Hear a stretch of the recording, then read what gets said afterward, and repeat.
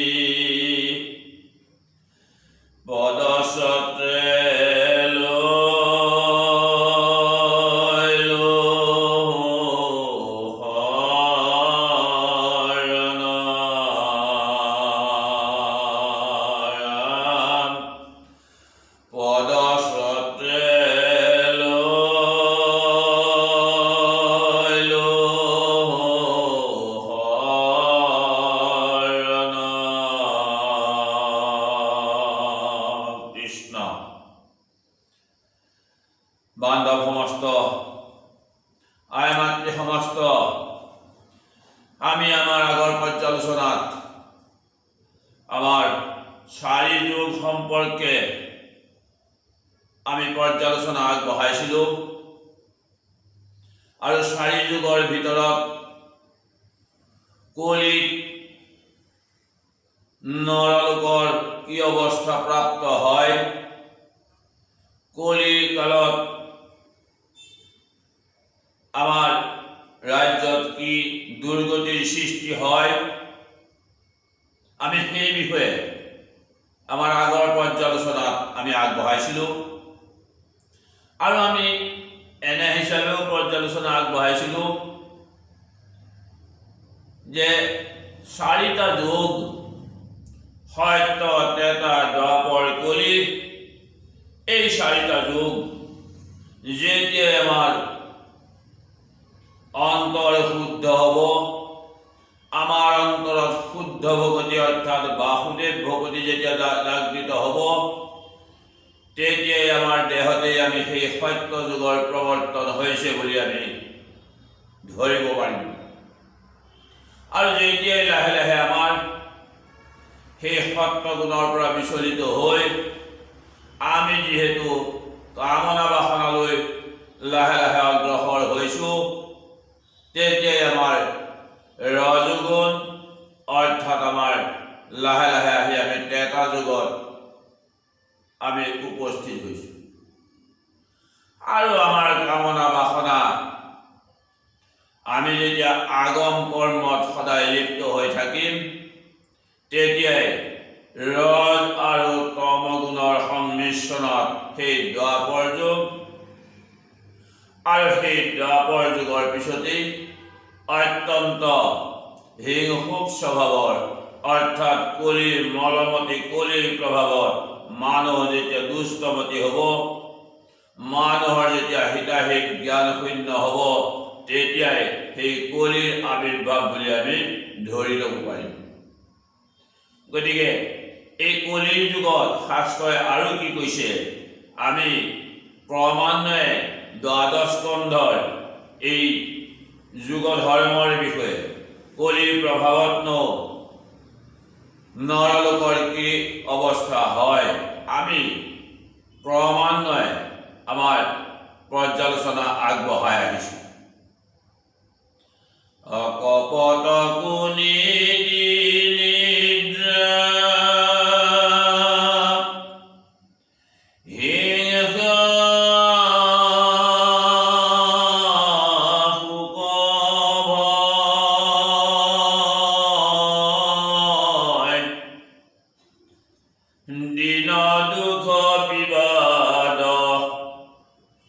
তামস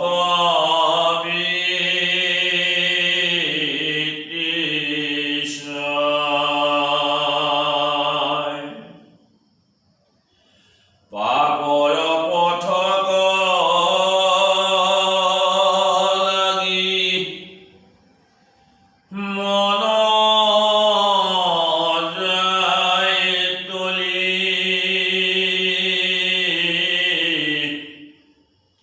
তেখনে জানিবা আহি পইলে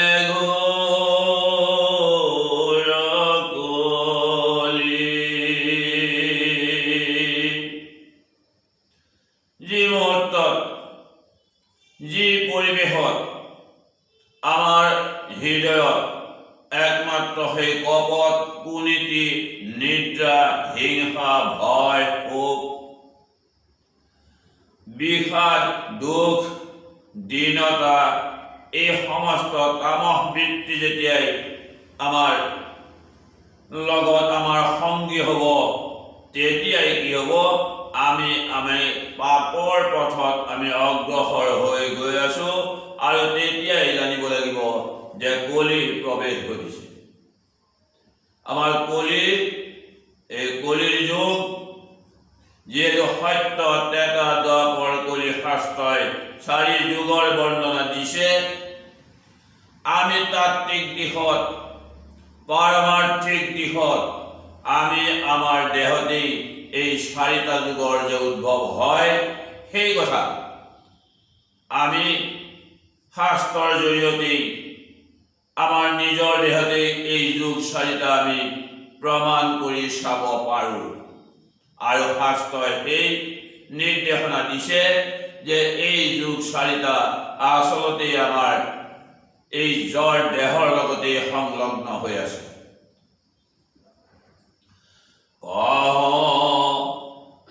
কলি যুগ দুনাই শুনিও নিপতি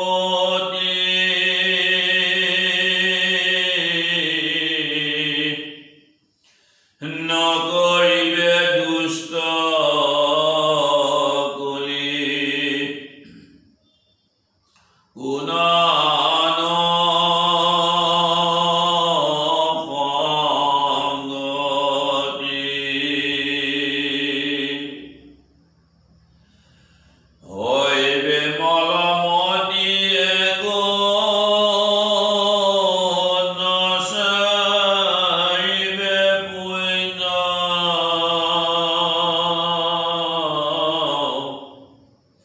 পাৰিবে বিস্তাৰ খাইবে কিন্তু ভাগ্য শুইন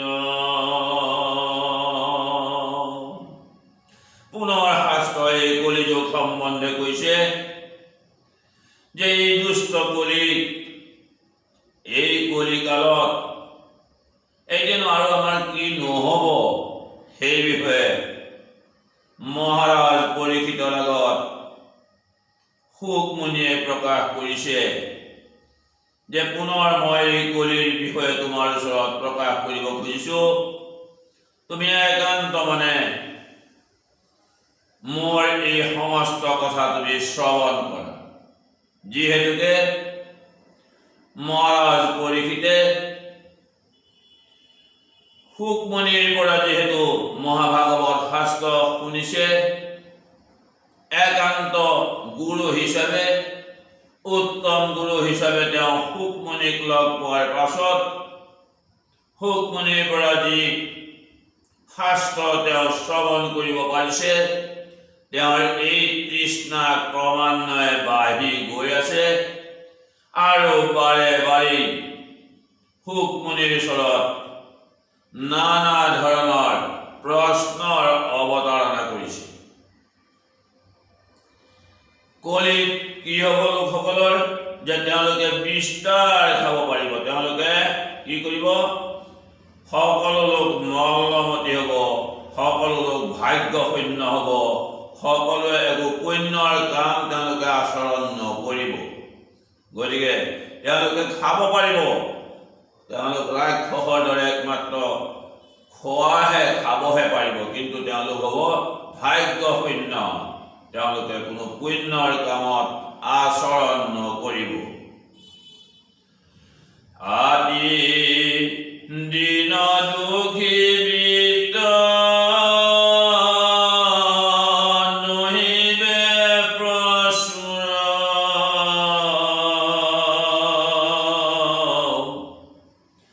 তথাপি পতকি লোক হৈবে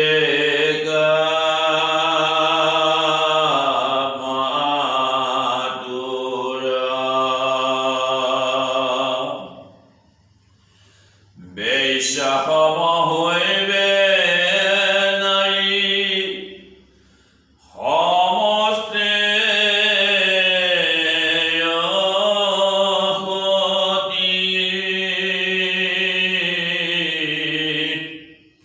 পৰপুৰুষক যাইবে তেজি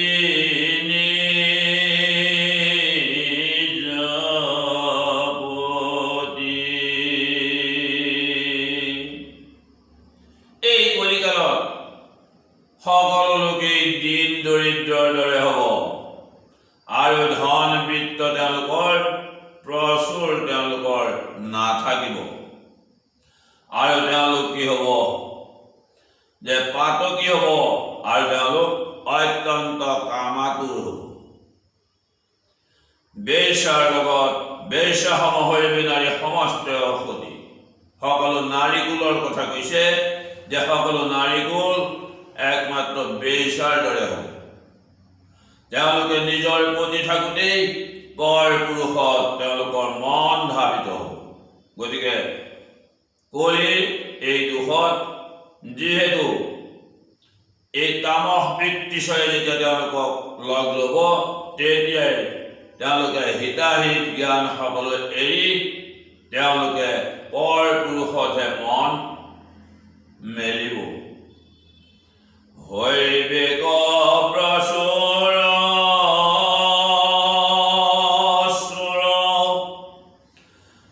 ডকাইত কলিত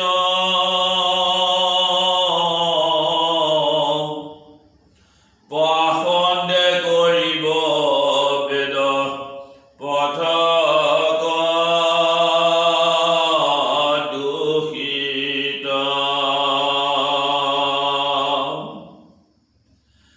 পাষণ্ডৰ মুখত শিখিবে ধৰ্ম জ্ঞান, কলিত কৰিবে পাষণ্ডক বহুমান। তামস প্ৰবৃত্তিয়ে তেওঁলোকক যেতিয়া এই কলিৰ কালত সমস্তক যেতিয়া পাষণ্ড প্ৰবৃত্তিয়ে লগ ল'ব, তেওঁলোকে চোৰ ডকাইত, তেওঁলোকে এই অকৰ্মত প্ৰৱৰ্তিত হ'ব। আৰু বেদে যি প্ৰচাৰ কৰিছে, বেদৰ ধৰ্মক দূষিত কৰিব এই তামস প্ৰকৃতিৰ এই কলিৰ লোকসকলে। আৰু এই শূদ্ৰসকলে কি কৰিব লাগিব যে এই পাষণ্ডৰ মুখতেই তেওঁলোকে পাষণ্ডৰ পৰাই তেওঁলোকে ধৰ্মৰ জ্ঞান আহৰণ কৰিব লাগিব। আৰু পাষণ্ডসকলৰ পৰা যি জ্ঞান আহৰণ হয় সেয়াওতো পাষণ্ডই হ'ব। গতিকে একমাত্ৰ পাষণ্ডসকলৰ পৰা যি জ্ঞান ল'ব লগা হ'ব সেই জ্ঞানো পাষণ্ড জ্ঞানেই হ'ব। সেই জ্ঞান আমি ল'ব লাগিব। যিহেতু কলিত বহু বল কি হ'ব, যিহেতু কলিত তেওঁলোকেই অল্প জানি অল্প শিক্ষাই যে ভয়ংকৰ হ'ব, তেওঁলোকেই যাৰ ধন বিদ প্ৰচুৰ আছে, তেওঁলোকেই যে ইয়াত সমাজত গণ্যমান্য হ'ব। আৰু তেওঁলোকেই এই বেদৰ পন্থ যে তেওঁলোকে শূন্য কৰিব, বেদৰ পন্থকে তেওঁলোকে দূষিত কৰিব সেই কথাও শাস্ত্ৰই প্ৰকাশ কৰিছে। আন একো জীৱিকা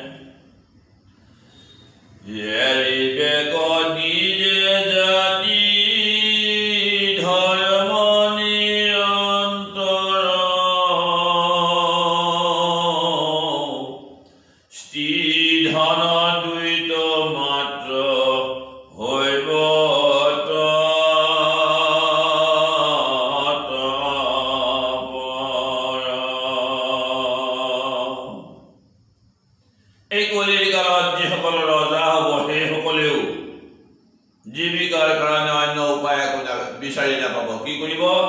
তেওঁলোকে একমাত্ৰ প্ৰজাকেহে, প্ৰজাৰ কি আছে তেওঁলোকে প্ৰজাৰ চাউল টানিহে তেওঁলোকে খোৱাৰ ব্যৱস্থা কৰিব। ধনৰ কাৰণে প্ৰজাকেহে তেওঁলোকে টানি টুনি কেনেকৈ খাব, প্ৰজাৰ পৰা কেনেকৈ শোষণ কৰিব, প্ৰজাক কেনেকৈ শোষণ কৰিব, এই চিন্তাতেহে থাকিব। আৰু দ্বিজসকলৰ কথা কৈছে যে যিসকল দ্বিজ তেওঁলোকে ধৰ্ম এৰিব আৰু তেওঁলোকৰ মাত্ৰ কি হ'ব? স্ত্ৰী আৰু ধনতেহে তেওঁলোকৰ মন অগ্ৰসৰ হ'ব। তেওঁলোকেও নিজ ধৰ্ম ত্যাগ কৰি আচলতে এই কলিত কি কৈছে যে সকলোৱে বেদপন্থ ত্যাগ কৰি, সকলোৱে বেদপন্থ এৰি একমাত্ৰ স্ত্ৰী ধন, একমাত্ৰ ধনতেহে আশা কৰিব, একমাত্ৰ স্ত্ৰীতেহে আশা কৰিব। অৰ্থাৎ এতিয়া সকলোৱে তামসী গুণতেই ৰহিত হৈ থাকিব। কুটুম্বী গৃহস্থ সবে ধৰিবে কবে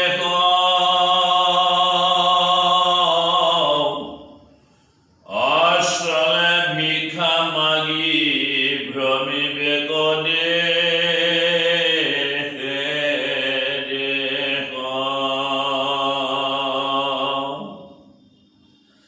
বনস্থ তপসী সবে হৈব গ্ৰামবাসী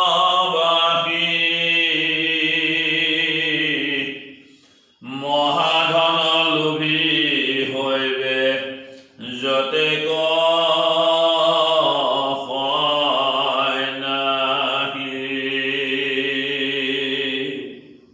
গৃহস্থসকলৰ কথা কৈছে।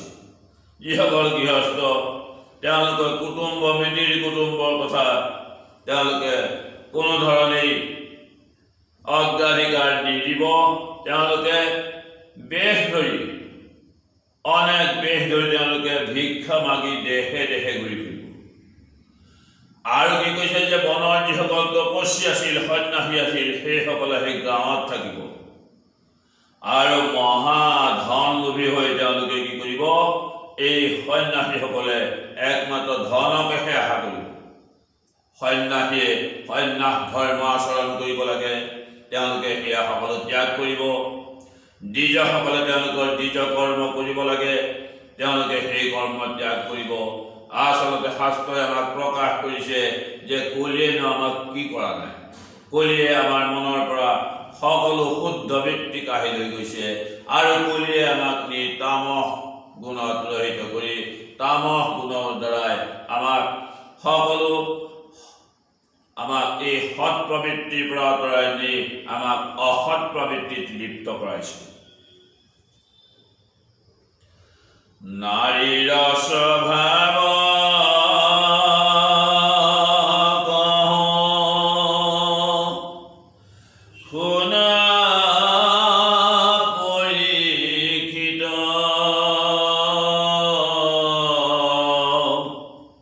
কলিত বহুত হৈবে বেশ্যাৰ শৰীৰ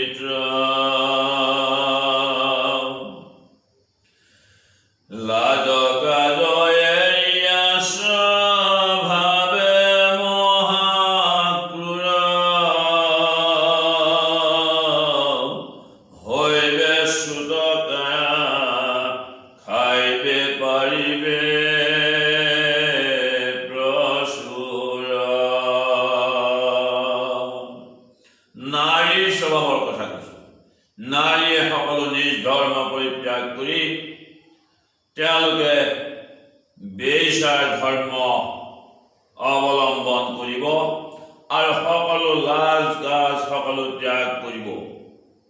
একমাত্ৰ তেওঁলোক বেশ্যাতে পতিত হৈ থাকিব আৰু তেওঁলোকৰ কায়াবিলাক হ'ব একেবাৰে সৰু সৰু, কিন্তু হ'লেও কি হ'ব, কলিৰ প্ৰভাৱত তেওঁলোক এনেকুৱা ৰাক্ষসৰ দৰে হ'ব যে তেওঁলোকে অনেক ভোজন কৰিব পাৰিব। এয়া আমাক নাৰীৰ চৰিত্ৰৰ কথা প্ৰকাশ কৰিছে। সততে কতুৰ বাক্য বুলিবে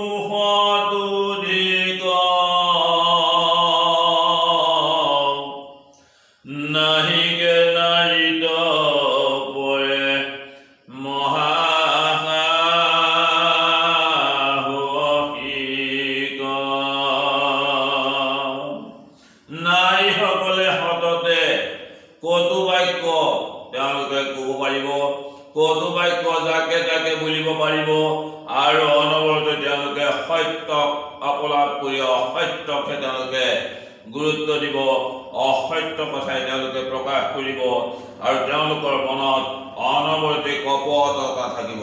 তেওঁলোকে কপট ভাৱ লৈ কাৰো প্ৰতি তেওঁলোকৰ স্নেহ মৰম দয়া কাৰো প্ৰতি নাথাকিব আৰু তেওঁলোক কি হ'ব যে পুৰুষতকৈও অধিক তেওঁলোক সাহসিক হ'ব আৰু এই কলিৰ কালত নাৰীতকৈ সাহসিক আৰু অন্য কোনো নহ'ব।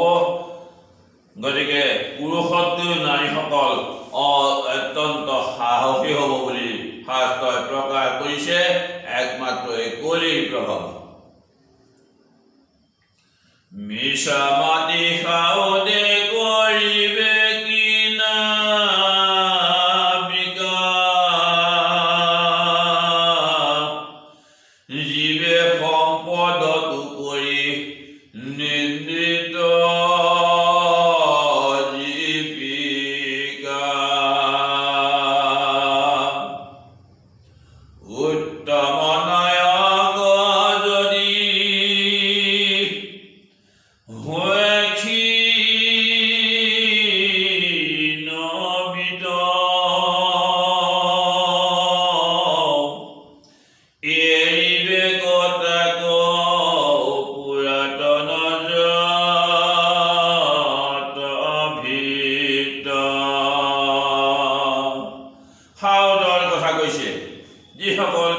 ব্যৱসায় কৰা মানুহ, যিসকল বাণিজ্য কৰা মানুহ, এই ব্যৱসায় বাণিজ্য কৰি তেওঁলোকে কি কৰিব, একমাত্ৰ মিছা কথা ক'ব।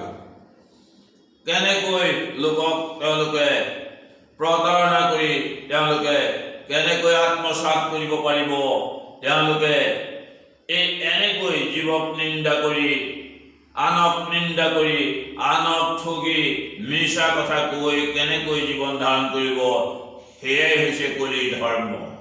আৰু কলি তেনেকুৱা হ'ব যে যিসকল জ্ঞানী লোক, যিসকল উত্তম লোক, যদি সেইসকলৰ টকা পইচা নাথাকে তেতিয়াহ'লে সেইসকলকো তেওঁলোকৰ তেওঁৰ যিবিলাক লগৰীয়া আছিল, তেওঁৰ লগৰীয়াসকলে আগৰ লগৰীয়াসকলে সকলোৱে তেওঁক ত্যাগ কৰিব। গতিকে একমাত্ৰ ধনতেহে সকলো লিপ্ত, একমাত্ৰ মিছা বেশ্যাত, একমাত্ৰ সত্যতেহে এই কলিৰ যে প্ৰভাৱ, সেই কথা শাস্ত্ৰই বাৰে বাৰে প্ৰকাশ কৰিছে। অযদি ৰোগী ভয় লভিত অনেক পুৰুষী দেখি স্বামী সবে তাক এৰিবে নপুষি ধেনুকতে জীবে নেবে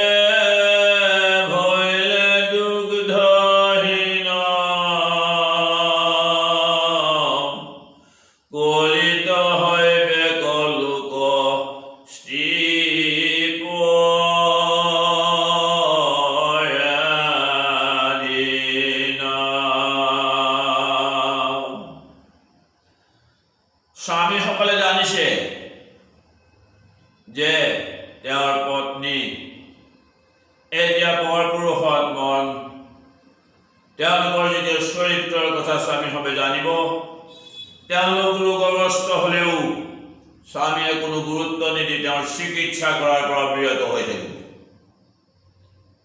যেনেকৈ গৰুজনীয়ে গাখীৰ যেতিয়া এৰিলে, তেতিয়া আমি গৰুজনীকো কি কৰিছোঁ? আমি গৰুজনীও এৰিলোঁ, আমি গৰু তেতিয়া পালন কৰাটো বাদ দিম। আৰু তেনেকৈ এয়া একোটা পতন্তৰ দিছে, তেনেকৈ যদি পৰপুৰুষত মন কৰা সেই তেনেকুৱা ভাৰ্য থাকে কাৰোবাৰ, তেন্তে সেই ভাৰ্যাৰ প্ৰতি অসুস্থ হ'লেও তেওঁ চিকিৎসাৰ কোনো কথা চিন্তা নকৰে।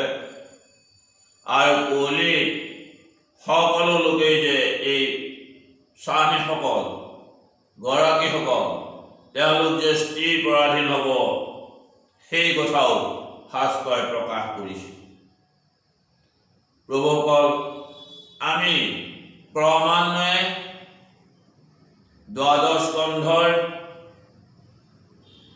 এই কলিৰ প্ৰভাৱৰ বিষয়ে আমি পৰ্যালোচনা আগবঢ়াই আহিছোঁ। আমি সময়ৰ প্ৰতি লক্ষ্য ৰাখিয়েই যদিও ক্ৰমান্বয়ে আমি আগবাঢ়ি আহিছোঁ, আমি অলপকৈ এই পৰ্যালোচনা ভাগ আগবঢ়োৱাৰ চেষ্টা কৰিছোঁ, যাতে সকলোৰে কাৰণে সুবিধা হয়, সকলো যাতে এই চেনেলটো যাতে চাই এই কথাখিনি যাতে শুনে। সকলোৱে যিহেতু আমি ক্ৰমান্বয়ে আগবঢ়াই গৈছোঁ, গতিকে গোটেই কথাখিনি আমাৰ পৰ্যালোচনাত প্ৰকাশ পাব। গতিকে আমি কৰযোৰে সবাৰ শ্ৰীচৰণত প্ৰাৰ্থনা জনাইছোঁ, যাতে আমাৰ চেনেলটো ছাবস্ক্ৰাইব কৰিব, লাইক কৰিব আৰু শ্বেয়াৰ কৰিব। এয়া হ'ব আমাৰ প্ৰতি আপোনা খবৰ আশীৰ্বাদ। আৰু আমি আজি এই পৰ্যালোচনা ইমানতে সামৰিব খুজিছোঁ। কৃষ্ণ হৰি